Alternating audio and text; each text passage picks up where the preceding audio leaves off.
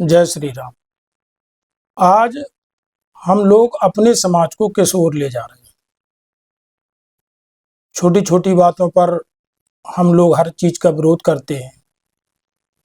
जो समाज में कुरीतियां फैली हुई हैं, उन कुरीतियों का अगर हमारे संत विरोध करते हैं, अगर हमें सही मार्ग दिखाते हैं, तो हम उन संतों का भी विरोध करने लगते हैं। ये बात ठीक नहीं है। हमारे अनुरुद्धाचार्य जी, प्रेमानंद जी महाराज जी ने जो संदेश दिया है समाज को, वो कुछ लोग जो गंदी प्रवृत्ति के लोग हैं, उन लोगों को दिया है, पूरे समाज को नहीं कहा उन्होंने। तो हम उनका ही विरोध करने लगे, उनको ही मार्ग दिखाने लगे। ये बात ठीक नहीं है। देखो, साधु संत हमको हमेशा सतमार्ग ही दिखाते हैं और हमारा जो सही मार्ग है उस मार्ग पर चलने की प्रेरणा देते हैं।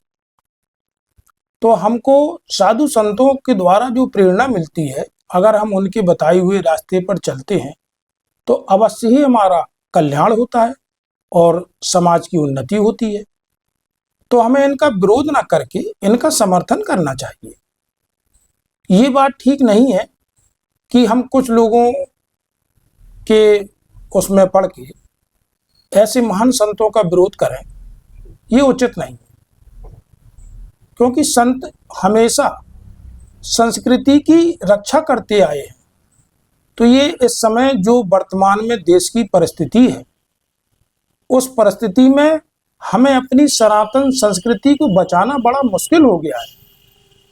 तो संतों ने हमेशा हमारा मार्गदर्शन किया है। आप आदिकाल से देखिए, चाहे त्रेता हो चाहे द्वापर हो, संतों ने जब भगवान का मार्ग प्रशस्त किया, उनको मार्ग बतलाया, तो हम आप तो एक साधारण मनुष्य हैं।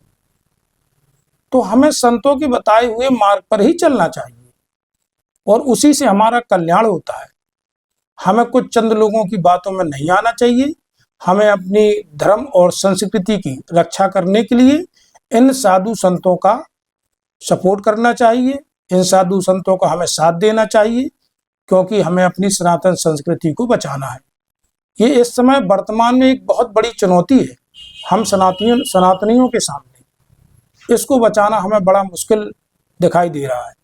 तो हमें सब जो हिंदू भाई हैं, हमें सबको एकत्रित होना पड़ेगा, क्योंकि ये कुछ षड्यंत्रकारी हैं जो हमारे साधु संतों का विरोध कर रहे हैं। तो हमें इनको समाज में पहचानना होगा और समाज में इनका भी हमें विरोध ही करना होगा, तभी ये बंद होगा। जय श्री राम।